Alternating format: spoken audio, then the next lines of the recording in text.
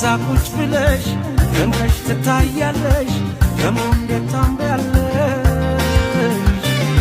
አንቺማ ምን አለብሽ የኔን ልብ አንጠልጥለሽ ይዘሽ ትዞሪያለሽ እኔ ግን አንቺን ብያለሁ ተከትዬሽ መጥቻለሁ ደሞ ነገም በሄድሽበት ይሄዳለሁ